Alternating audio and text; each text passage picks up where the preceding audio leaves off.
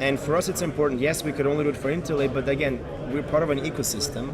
And what's the benefit for us being, oh yeah, INTERLAY got it, but nobody else has? And then who do we collaborate with? How do we build a community, and how do we get users to actually, use different products?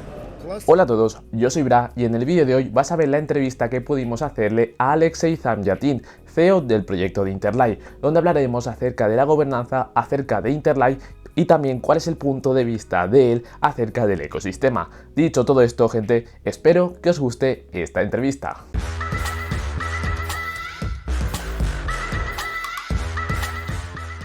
Vale chicos, pues nos encontramos en el Polkadot de Code. Ya queríamos coger a Alexei en el Polkadot Prague, pero no tuvimos la ocasión. Ahora sí que la tenemos. Hi Alexei, nice to meet you and thank you. Don't worry. We are so expected with INTERLAY. We think that INTERLAY have a good fundamental to take Bitcoin to the ecosystem. And I think that is the first question that I want to tell you. Why do you choose INTERLAY? Or why do you choose to be in a project like INTERLAY? Well, I mean, I founded INTERLAY, right? So the idea behind INTERLAY was when we started doing Bitcoin research for like 2015. And the thing was, we really tried different approaches to make Bitcoin more useful, right? Bitcoin is the #1 adopted asset in the world.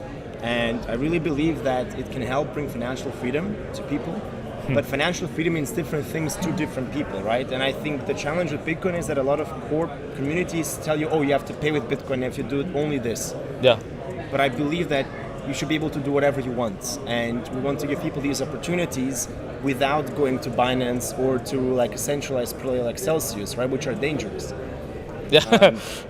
And so we really were working a long time, like we're trying to figure out, okay, how can we add more features onto Bitcoin? And after years of different experimentations, we realized, okay, well, the best approach today is to bridge it to other systems, and we designed a decentralized Bitcoin bridge. And that one thing led to the other, and we really were looking at different tech stacks to build it, and SUBSTRATE was really, really good because we can really customize the system and interface very well with Bitcoin, make it super efficient. And so we started building INTERLAY. We built the first truly decentralized bridge from Bitcoin to another system. And then on top, we were like, okay, we have this bridge. We can use it in other now parachains and other applications. But we also believe that, it should be like people really want to just have very simple access and basic DeFi tooling directly. Like you go to INTERLAY, one click, you're done. Yeah. And not everybody does the advanced things. Like, Hydra has like a very advanced EMM, but not everybody needs that. And so we really kind of, based on user feedback, we built like a base layer for DeFi so you can borrow, lend, trade. Yeah. And on top of this now, we're expanding. So the goal is really first of all, people can really use Bitcoin to borrow against it or to swap it for something else, and have a very easy way to on and off ramp without going to Binance or local Bitcoins and all these other centralized providers. And some of them, like local Bitcoins, was a great product, but it got regulated to death basically, right? And we kind of come in as an alternative. That you answered 2 questions in 1 question. So ask the question and then you can cut it. No, that's okay. We can say that IBTC is like a wrapper Bitcoin, but in Polkadot on INTERLAY chain, no? We can say something like this, okay? But I want to know which is the collateral, or which is the collateral from IBTC, because one of the maybe principal problems from another protocols is the collateral. You can explain something about this? Yeah, absolutely. So right now, we use DOT and USDT as collateral, so 2 different diverse assets. But the system can accept anything as collateral as long as governance agrees. And the goal right now is also presented at Decoded is to expand these collateral assets to like liquid staking, for example. It does of course come with some extra risk, but then vaults don't compete with like basic staking, and it's much easier to scale the bridge. And then another thing we're doing is using like stablecoins that are in the lending protocol as collateral. So you don't have to decide, oh, do I do lending or securing the bridge? You can do both. And it's still secure enough to really use in the bridge. And that's kind of how you can really scale and like break through this collateral efficiency problem. Okay. Another question that I have is about something more about KINSTUGI, okay? Because we know the Polkadot ecosystem, okay? We know that a lot of parachains have his Canary network. And I want to ask you, how important is KINSTUGI for INTERLAY?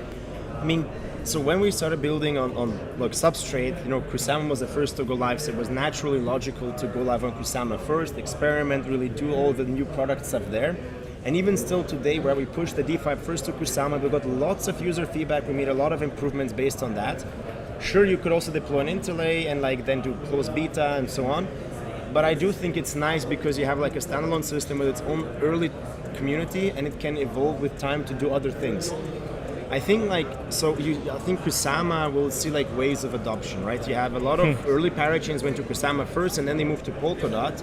But now you have more and more new teams coming in, and I think a lot of them might as well. It might make sense to also go to Kusama first, not go fighting for the auctions in POLKADOT, because now they'll be connected, right? Kusama and POLKADOT will be connected to the Substrate bridge, and that allows you really to experiment, get faster access, and be part of a very OG and very technical community, which will help you improve your product.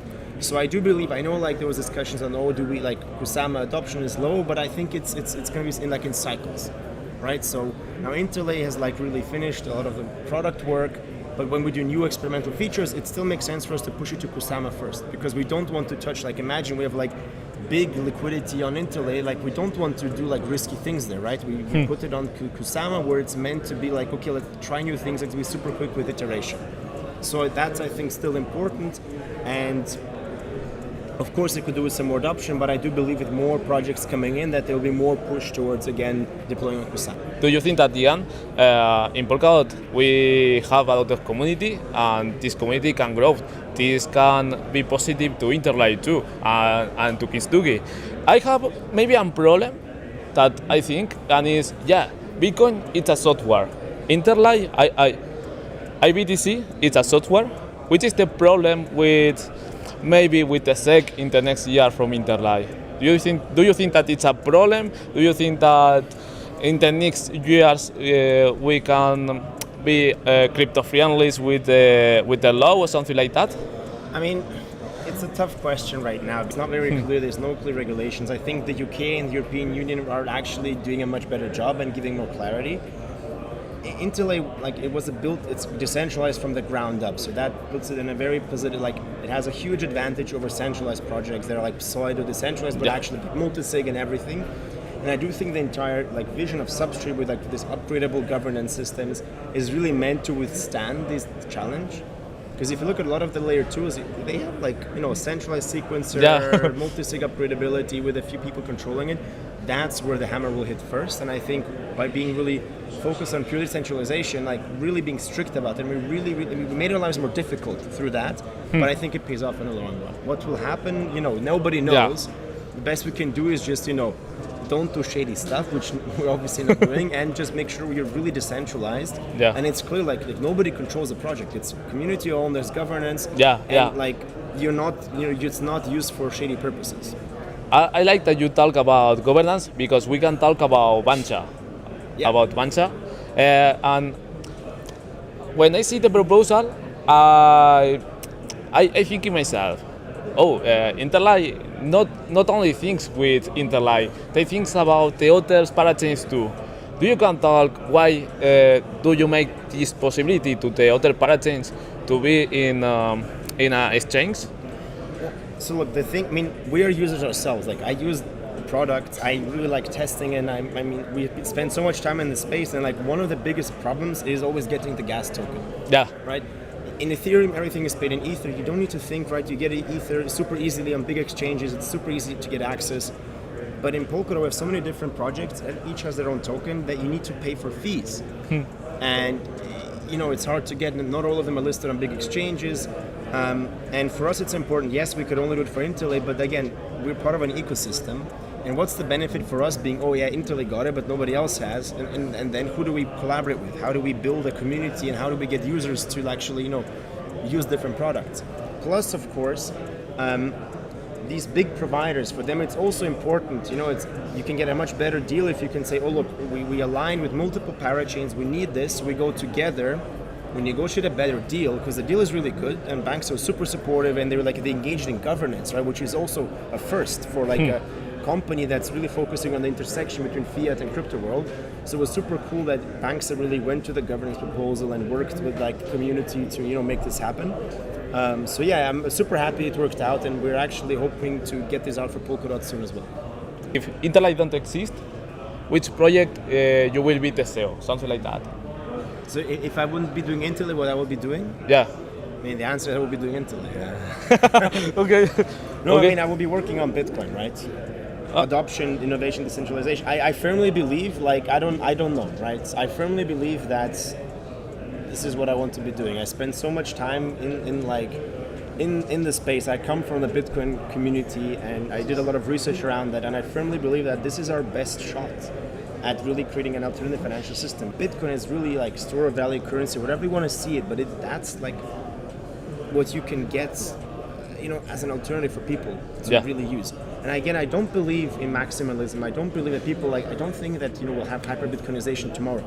It's going to be gradual, it's going to be slow, and it's not going to be a peaceful transition. You can't have a revolution tomorrow, everybody's happy, and US dollar is not used anymore. That's not going to happen.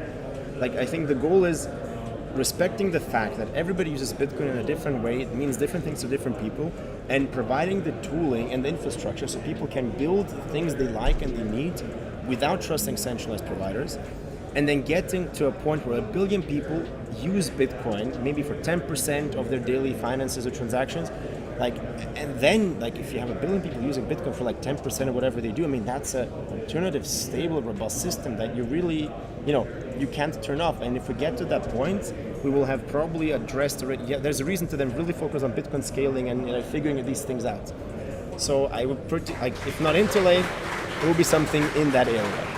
So Alexei, I appreciate your time that you be in my channel. Happy, yeah. We met in another, maybe in another event, I guess. Absolutely, yeah. That's it.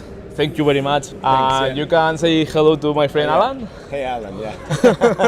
Thank you very much. Si esta entrevista te ha gustado tanto como a mí, déjate ese super like para que veamos que apoyas realmente este vídeo. Dicho todo esto, gente, muchas gracias por estar un día más aquí y como siempre, nos vemos en el próximo vídeo.